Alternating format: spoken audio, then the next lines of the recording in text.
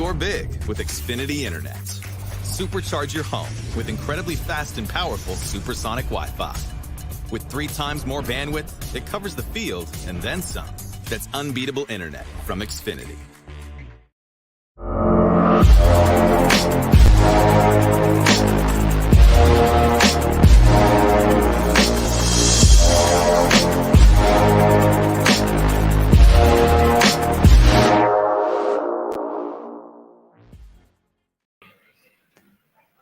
Hello, everyone, and welcome into another edition of Inquire Live at GameDay Central, sponsored by Xfinity.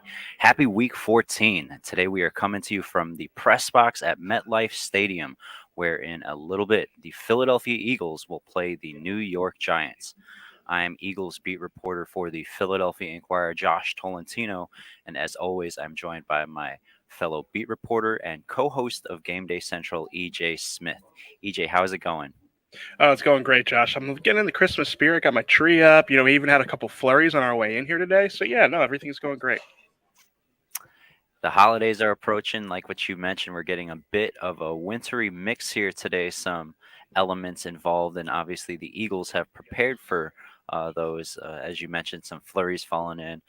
But before we jump into it, EJ, we've got a jam-packed show. Let's remind our viewers where is the best place that they can continue the conversation with us. Yeah, Josh, they can find us at inquire.com/Eagles Game Day. That's where we want to have a two-way conversation with you guys. We're going to put our analysis in there throughout the game, and we want to hear from you guys as well. What you're seeing on the broadcast, and just whatever your observations are on the game. And like I said, that can be a two-way conversation. We can kind of have that dialogue. So, and even some of the comments, some of our favorites, we take for a segment we'll do later on called "What You Said." Where we'll take some of those comments, the best comments from the chat, and we'll incorporate them into next week's show. So you never know, you might end up in the show if you're in there. There you have it. Inquire.com/Eagles Game Day, the best place to find all our coverage and also continue the conversation with us throughout the game. EJ, here we are. It is week 14, like what we mentioned earlier. There are 5 games left in the regular season. And here atop the NFL standings are the Philadelphia Eagles. They are 11-1 right now. And ultimately, their focus right now is the number 1 seed. They could secure a playoff berth today officially with a victory. But cornerback Darius Slay on Friday, in chatting with him, he said that the focus right now is pushing for that number 1 seed. EJ, I'm going to put you on the hot seat here. They've got a advantage over the Vikings. I believe 1.5 games since they defeated them earlier in the season. The Vikings have the number 2 seed right now. 5 games left. Are the Eagles going to have home field advantage here as they push towards the playoffs? Well, they're certainly in the driver's seat. A win today would go a long way in helping. That Cowboys game looms large, especially if they lose, one of these games coming up. But they certainly have the advantage. They've played well throughout the season and put themselves in a position where it's kind of their, like I said, they can control their own destiny there. A couple of key wins down the stretch will secure it for them. So, and that's a huge advantage. Since they converted the playoffs to format so that only the number 1 seed gets the bye week, getting a free pass into the division round, and it's you're playing the lowest seed at home at that point. It's a huge advantage going into that game well rested with 1 win away from the conference championship, 2 wins away from the Super Bowl. It really does kind of change the math in their favor. So I do think that that's a logical thing for them to be pushing for, because it is massive when you get to January, when those playoff games start going. Certainly, not only the added benefit of rest, but just being able to scout your opponents there for that extra week. Again, cornerback team captain Darius Slay said that is the team's focus right now. Jason Kelsey even spoke about it, and when he addressed the media earlier in the week, this team is focused on this game, but certainly focused on pushing towards securing that 1 seed, again, with 5 games left. EJ, as we focus on here on the last month of the regular season, it's inevitable. The discussion started a couple of weeks ago, or really earlier in the season, just from witnessing his improvements as a passer, as a decision maker. But Jalen Hurts, he is well atop the MVP conversation. Some other names mentioned in that conversation: Patrick Mahomes, the quarterback of the Kansas City Chiefs; Joe Burrow, the quarterback for the Cincinnati Bengals. And here, The quarterback of the Philadelphia Eagles, EJ, Jalen Hurts, 5 games left, 29 total touchdowns, 3 interceptions. Do you like his chances as he makes his own push for that individual award for the league's top player? Yeah, I mean, he's earned the right to be in the conversation. I don't know if the top of it's so hard because it starts to start to get to the narratives, and you start to get into maybe the context around him. And I do think that there is a valid argument to be made about what's around Jalen Hurts, and if you remove Jalen Hurts from this Eagles offense and put him into the Kansas City Chiefs offense, how different would it look? If Patrick Mahomes were here instead of Jalen. But those are all hypotheticals. What Jalen has contributed to the running game as well as what he does in the passing game. His ability to kind of limit the turnovers, both throwing the ball and running the ball. His ability to, I mean, just what he means to the Eagles offense. It is obvious. He's obviously one of the most valuable players in the league. What Mahomes has done this year is really going to be hard to beat. I think he's going to have to continue to play really well, Jalen will, to stay in the conversation. But I mean, especially the way that he played against the Packers and then the following week against the Titans, you don't see guys do that. You don't see guys rush for over 150 yards one week and then almost throw for 400 the next week. I mean, he's impacting the game in a lot of different ways, and it's hard to imagine what this Eagles offense would look like without him, running the show right now. I mean, the run game would look completely different. The pass game would definitely look a lot different. I mean, Gardner Minshew is obviously a quality backup, but things would definitely look different if he were under center. So his value is not up for debate. Whether or not he is the most valuable, I think we'll see how the next couple of weeks bear out for sure. You point to his stats, EJ, over the past couple of weeks. He became the first quarterback in league history to rush for more than 150 yards, and then in the exact week following that performance to throw for more than 300. He was not only did he put those performances together, but was also recognized back-to-back weeks. He was named the NFC's Offensive Player of the Week. And don't forget, earlier in September, Offensive Player of the Month for the conference. Here we are, 5 games left. He's making that push for the top award, league MVP. EJ, you mentioned it earlier. The Eagles can clinch a playoff victory. It's crazy to kind of think about because, there's still 5 weeks left. But they've earned this right, being 11-1. If they get a victory today, they'll officially secure that spot. But what are other scenarios just to get our readers and viewers up to speed on in a scenario in which they might not win today? Yeah, so if they don't win, then they need the San Francisco 49ers to lose to the Tampa Bay Bucks and the Seahawks to lose to the Carolina Panthers. That Seahawks one, to the Panthers. I mean, listen, any given Sunday, right? But those are the scenarios that they need it. I mean, again, I think that the first seed is probably the thing that people are going to be more focused on. Especially one thing I wanted to mention earlier that I didn't is the NFC is so weak, at the bottom. Like obviously there are a couple of really good teams at the top, but if you have the number 1 seed, there's a good chance you're playing a team like the Giants or whoever comes out of the NFC North. Like you might be playing a low seed and a team that you would really like to see in the division round. So it might be, you might get a bye week through the first week and then play a team that you are heavily favored against in the division round. You might not get your first real challenge until the conference championship in that scenario. So, I think that they're at like over a 70% chance in most metrics to get that number 1 seed. Again, I think that that's significant. And they can take care of business just by handling it themselves today with a victory. They'll officially clinch a playoff spot again. They're pushing for that number 1 seed here with about a month left in the regular season. EJ, one more topic I wanted to hit on. You did a lot of good reporting on this story throughout the week and in days prior. But is a special game for some people involved with Eagles coach Nick Sirianni, the quarterback Jalen Hurts, and both of them have a strong relationship with Giants coach Brian Dable. What did you find out in your reporting on those 3?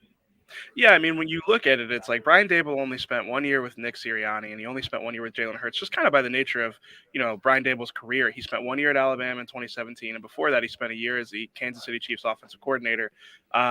With the Chiefs, he didn't have great success, and that's kind of why he moved on. With Alabama, he had great success and moved on to the Bills offensive coordinator job. Even though they were like glance encounters, relatively glance encounters, only one season, he does have like a lasting impact on both of these guys. I mean, Nick Sirianni talked about him being one of the biggest mentors he's had in his coaching career. In his introductory press conference, he mentioned Brian Dable as one of the people who was, part of the reason that he had gotten to where he is now.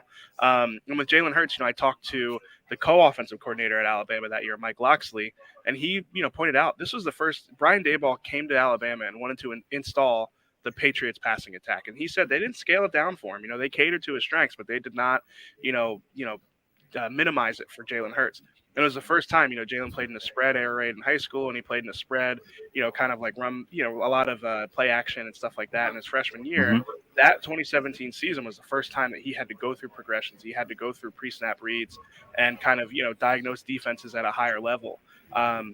And I do think that, what we're seeing from Jalen this season, the groundwork was laid in some ways with Brian Daboll, installing that offense at Alabama. So, yeah, I definitely think that even though they weren't there for many years, it's not like this was a years-long relationship. There were, lasting impacts on both there are lasting impacts on both of those guys that Brian Daboll had.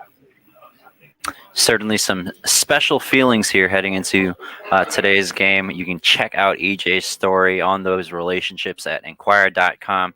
EJ, let's transition over to who's hurt, who's healthy. The Eagles are regaining a key piece to their starting defense with slot cornerback Avonte Maddox being lifted from IR. He was dealing with a hamstring injury over the past month. How big of an upgrade is that there for the Eagles?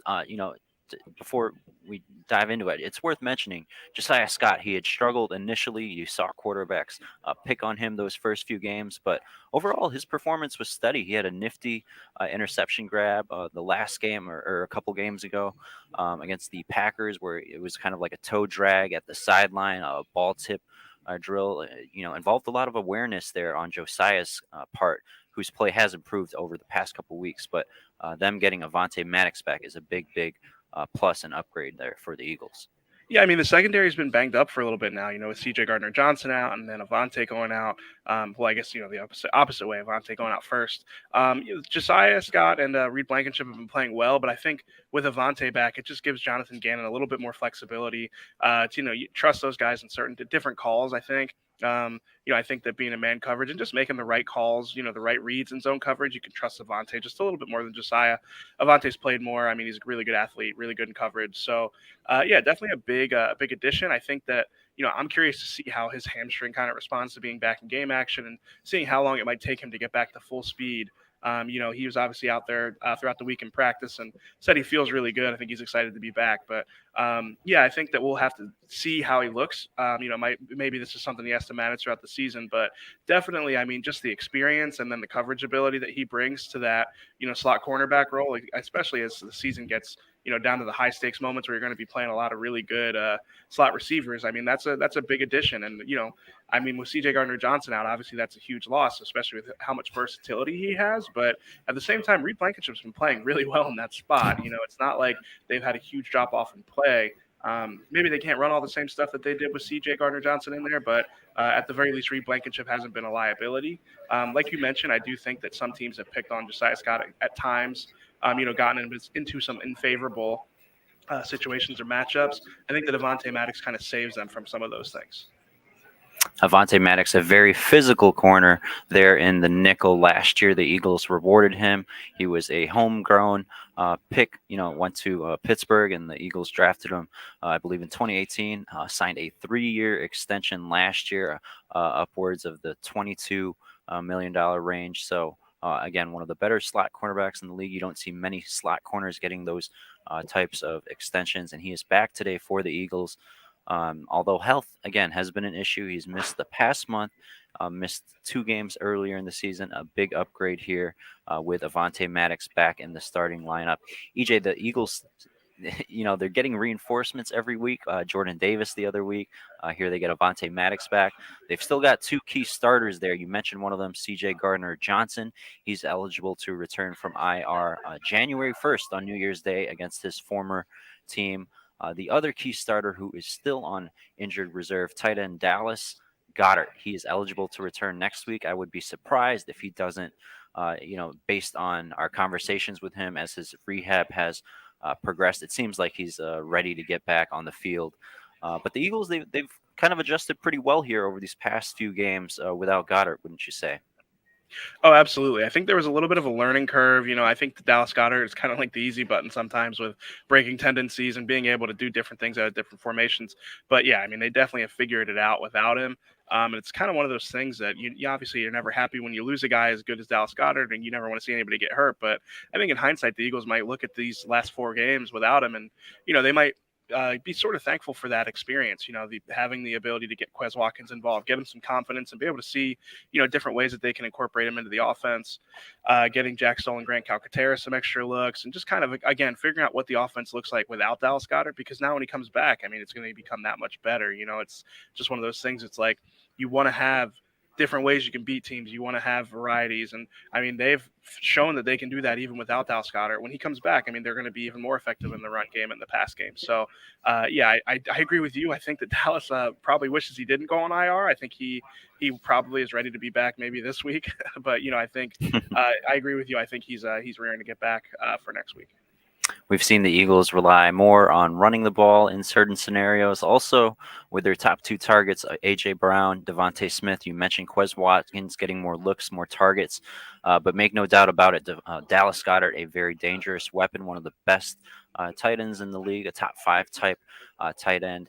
The Eagles will be able to get him back on the field next week in Chicago. We'll see if he returns to the practice field later in the week. EJ, what is the latest here with the Giants side on injuries? Saquon Barkley had been a big talking point heading into this game. The Penn State alumni, is he playing today? So Mike Garafolo tweeted probably about a half hour ago that he's a go today. He's been dealing with a neck injury, and it seemed like there was a real chance that he wasn't going to play. But yeah, he'll be in the lineup today. How much he's limited by the neck, I think we'll just have to wait and see. But we've seen him out here, and I do think that he's going to play. To what degree, we'll find out. The Giants are dealing with a lot of injuries. Like when I was writing my prediction, I was like, man, I usually would write about Leonard Williams and Xavier McKinney both being like difference makers on defense. Xavier McKinney's out. Leonard Williams is doubtful. There's a handful of other injuries. So, yeah, I do think that, this game had a little bit of juice going into it for sure. Just all division games do, and Giants have a good record. But the injuries have definitely kind of, taken some of that juice out a little bit, I think. I mean, obviously, division games are still always going to be weird, and, there's always going to be some things that maybe you didn't foresee. But, and especially because the weather's the way that it is, I think that could impact things. But, yeah, the Giants are definitely dealing with a lot of significant injuries at key spots. Yeah, I think it's fair to say if the Giants are going to have a chance against this Eagles team, Saquon Barkley will be a big factor in that decision and in that outcome. And also worth noting, EJ, over the past few games, the Eagles have contained some explosive running backs in Jonathan Taylor, Aaron Jones. Last week, obviously, Derrick Henry limited to those amounts of low amount of yardage against this Eagles rushing defense, who has improved here over the past month. EJ, let's transition over to what you said. It is time for our favorite segment. A reminder to everyone viewing back home, you can submit your comments and questions over at inquire.com/Eagles Game Day. We'll have a chance to read them during our next show if you put them right there. Our first comment comes from Liz, who says, "This is the most important game of the season. Win, and we most certainly end up with the best record in the conference and the only team with a first round bye." EJ, you spoke earlier about the importance of that 1 seed having the bye week there to begin the playoffs. I might agree here with Liz in regards to importance, but it just seems like almost every week the level of importance increases here, again, as the Eagles focus on securing that 1 seed. It's hard to ignore that game coming up here on Christmas Eve in Dallas. That's going to be a very important game, the way things are shaping up. Yeah, I suppose that if the Eagles, it's the most important in the sense that if the Eagles win enough games, then that Dallas game doesn't mean as much if you're out of reach for Dallas. But yeah, I do think that Dallas game is shaping up to be the most important game of the season, even if it's not for great stakes as far as playoff seeding goes. I mean, just there's a chance that they're going to see the Cowboys in the playoffs at this point, especially because the Cowboys won't be a division winner, so they will be a lower seed. Which, if the Eagles are the 1 seed, then they probably will see somebody from the NFC East, at some point. And if you see the Cowboys either in the division round or the conference round, having that confidence of sweeping them throughout the season, I guess it's a double-edged sword. Some people would say, "Oh man, it's really hard to beat a team 3 times," but I think that game will definitely, be significant for one reason or another. So I hear what they're saying. Every division game is important, especially Giants are kind of lingering there at the bottom of the division. And again, staying ahead of the Cowboys is important, but staying ahead of the Cowboys is the most important thing, and they play that team in a couple weeks. So I think that's probably the most important one. You mentioned the Giants kind of lingering around. EJ, they've got 7 victories, but they have not won in over a month, or about a month. They haven't won in 4 weeks.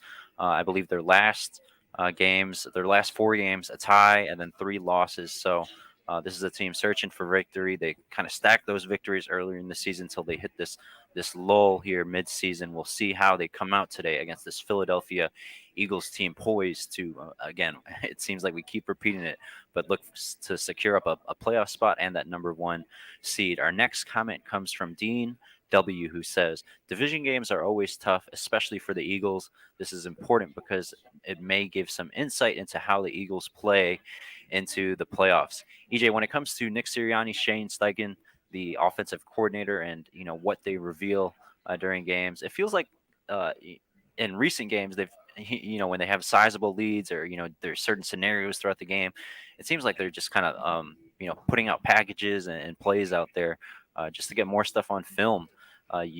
Depending on who you are, you might think a more conservative fan be like, no, why are you waiting to, or why don't you wait to reveal those plays and more important parts of the season? But I think it's all kind of schematics and gamesmanship from Nick Sirianni as he kind of reveals wrinkles throughout the playbook. Yeah, it gives teams something else to prepare for. I think that, even I get the sentiment, like, don't waste all your trick plays in the fourth quarter of a blowout, but that's something that the other team has to pay attention to, because now they have to prepare for it. So I think it makes sense to do it that way, and I think that we could definitely see some wrinkles off of those looks. So yeah, I think that that makes sense. Yeah, we've over the past few games we've seen some end arounds, a flea flicker type play when there was I think like 2 lateral passes. Yeah. I think Quez Watkins on that play. It was an end around to Quez, who gave it to Devontae Smith, who gave it back to Jalen, who threw it to Quez Watkins. It only ended up being like a 5-6 yard 4-yard game. Yeah, but certainly some stuff here on tape for opposing coaches with about a month left in the season and then the playoffs. EJ, our last comment comes from Lobster, who says, things tend to get weird when we go up there to MetLife. I hope we don't have to rely on Hurts' legs this week and reduce his odds of injury. EJ, this is an interesting comment because about a year ago, this is the exact place where Jalen Hurts suffered an ankle injury that ended up bothering him for the rest of the year. He had surgery on it in the offseason. Worth pointing out, though, as we kind of discussed Jalen Hurts and his legs with this comment from Lobster, that the Giants, statistically, they allow, in regards to league high, I think they're worst bottom 3, bottom 5 in regards to yardage allowed to not only quarterbacks but also running backs. So a defense here that is struggling to contain the run. If there are opportunities there for Jalen, especially when you think about the weather, I think he wouldn't mind using his legs again in this scenario here today at MetLife Stadium. Yeah, although you got to be careful. This is one of those turf fields that all the players hate, the slip film stuff. So definitely something to keep in mind, especially as the weather. It's going to probably be rainy throughout the game. It was, like I said earlier, it was flurrying when we walked in. It's kind of like a cold, windy, rainy day. So yeah, I could definitely see this being a little bit more of a low-scoring game. Maybe a little bit more of a run-heavy game with Hurts involved a lot. But yeah, as you mentioned, the last time we were here, Jalen had the ankle injury. I was thinking earlier, like I remember watching that far end zone with Jalen Reagor having that drop at the end of the game. Well, it would have been a tough catch. Still contend that it would have been a tough catch, but we can call it a drop. So yeah, a lot of memories at MetLife for sure. And yeah, I do think that there's a chance that the weather will have an impact here on, again, division games are always tougher. I remember the Washington game, a couple of weeks ago. Like these games are always competitive, a little bit more grimy than you might expect them to be. And I expect this one to be the same way. EJ, it is time for predictions, but first let's go to some Final thoughts from Inquirer Eagles reporter Jeff McClain. Hi, I'm Jeff McClain of the Philadelphia Inquirer. Thanks for joining me here at GameDay Central and to hear me talk a little bit about this Eagles contest against the New York Giants, which on paper should favor the Eagles heavily. That being said, we all know that in the division, any game is up for grabs, and the Giants, as we recall about a year ago this time, upset the Eagles in Metlife Stadium, which is where the Eagles are playing this Sunday. Now, if you look at the contest, the Giants are a team that started off very hot. They won 6 of their first 7 games under new coach Brian Daboll, but they've kind of come back down the reality of these last 5 games and are 1-3-1. Even when there were winning games, there were close games, and in some ways they weren't the prettiest of games. But Daboll had found a formula on offense with getting Saquon Barkley back to being Saquon Barkley and utilizing Daniel Jones in the run game. And that's kind of freed things up for Saquon Barkley. Over this 5-game stretch, though, it's been tough sledding for the running back. He's had a tough time getting going on the ground. He's had some breakouts here and there, but for the most part, defenses have been stacking the box against him. I assume that's what the Eagles are going to do, and that's what they did last week against Derrick Henry, and they had a lot of success doing so. For the most part, Jonathan Gannon has been reluctant to do that against teams, even teams that are very good on the run, because he doesn't want to take away from the back. But he felt like he was able to do that because he had to stop Henry last week, and because Ryan Tannehill, while he's a good quarterback, didn't have a lot of weapons, especially after Treylon Burks went down. You could say the same thing about the Giants. They don't have a lot of aerial threats. The receiving core is not strong, and Daniel Jones, while he's pretty assured quarterback, he's not a guy that's going to kill you with his accuracy down the field. So I expect to see a little more of that, and I think the Eagles defense should be fine for the most part. On the other side of the ball, the Eagles offense, as we've seen this last 2 weeks, they can do it both running, they can do it passing, had over 350 yards rushing, and then the following week had over 350 yards passing. So right now the offense is clicking, and it's going to be very hard for the Giants, who blitz a lot, to really keep up, I think, with this Eagles offense. Now, the Eagles, for a period there, were having problems against the blitz. Jalen Hurts, not necessarily him, but the offensive line was having trouble picking up some of those. But over the course of like 3 or 4 games, he started to do better against the blitz. And I think that's what the Eagles are going to expect, obviously, with Don Martindale as the defensive coordinator. And I think they're going to have answers for that. They still don't have Dallas Goedert. Against an aggressive front, you want to take advantage of that by maybe establishing some screens, and maybe without Goddard, you can't do that as much. But I think we've seen a little bit more of the running backs getting involved in the passing game. I think we'll see a little bit of that with Miles Sanders, who's getting very close to eclipsing 1,000 yards on the ground. I think we could see him and Kenny Gainwell with some early catches to get that established. And then, of course, you got the 2 outside receivers who've just been dynamite for most of the season, A.J. Brown and Devontae Smith, and I think the Eagles certainly have an advantage there. The one area of concern you have to be wary of, if you're the Eagles, is that defensive front, and especially the middle, with Dexter Lawrence and Leonard Williams. Those guys are tough, and they're tough against the run, and they're tough as pass rushers, and they're going to have to come up with some pass protections, I think, to really focus on stopping those guys. Because if you can stop those guys, I don't think there's a lot of guys on the defensive side for the Giants that can really hinder the Eagles. So to me, obviously anything is possible any given week. I feel like I say that every week, and the Eagles just keep on winning. But I think they're going to win again, move to 12-1 with a victory of 31-20. That's it from me. Guys, back to you at Game Day Central. Thank you to Jeff McClain for his thoughts on today's game. EJ, it is time to gather your thoughts and predictions. Give me a player to watch out for. Give me one on offense, one on defense. If I'm going to go first, I'm going to take James Bradbury. It's kind of like a revenge game here for him set up. He was a cap cut casualty from the Giants. They essentially did not want to pay that salary earlier in the year, and the Eagles wound up, he's just been such a great playmaker for them. You talk about pairing Darius Slay up with a cornerback who can keep things quiet over there. They've been one of the best duos in the league, with Devontae Maddox, arguably one of the better trios in the league. And then on offense, maybe give me the giant killer, Boston Scott. He's got 14 career rushing touchdowns, 7 of them against the New York Giants. He just has a niche for finding the end zone. It seems like whenever they play the Giants. So give me Boston Scott and James Bradbury. Yeah, so on offense, I'll take Miles Sanders. I think this is a game where the Eagles will be able to run the ball. I think that they'll probably want to run the ball because of the conditions and just because of what I expect the game script to be. I expect the Eagles to get out to an early lead and want to protect that lead. If the Eagles are out to an early lead, give me Josh Sweat. I mean, he had the multi-sack game last week. He's been rolling recently. I think both the Eagles edge rushers have been playing really, really well. Him and Hassan Reddick. The whole defensive front has been playing well. Getting a lot of pressure on the quarterback, getting a lot of sack production, which is something they didn't really do last season. So yeah, I'll take Josh Sweat. I think that he could, get to the double-digit sack mark this game for sure. All right, there we have it. Both running backs, Miles Sanders, Boston Scott, and then EJ goes Josh Sweat. I'm going to go James Bradbury. Our 4 picks for some big games today here at MetLife Stadium. EJ, what was your score prediction into today's edition of the Philadelphia Inquirer? Yeah, I went 28-17. The Giants, they have a good record, but if you look at the totality of their season, it's been a lot of close games. It feels like the margin for error for them to win games is so thin. Against a team where you have a talent discrepancy like the Eagles have, the advantage in talent against the Giants, it's hard to imagine that the Giants can kind of play the way they typically like to play, funnel everything through Saquon, limit what Daniel Jones is asked to do, and have a lot of point production, especially with the weather the way it is. Especially with Saquon being banged up. Like I said, the Giants have a lot of injuries that they've been dealing with.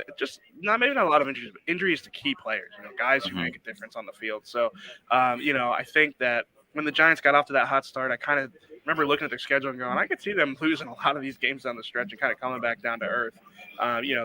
Based off what we expected from the Giants earlier this season, it's not really a surprise to think that they might end up, even if they end up like 9-8 or something like that, that would be better than what a lot of people expected from them. So, I think the Eagles have a huge talent advantage. I think that they match up well against the Giants. The conditions I think even play into the Eagles' favor. Being able to kind of make this game gritty and make it a tough run heavy game. I could see them doing that. I think that the Eagles will win. And again, I had 28-17.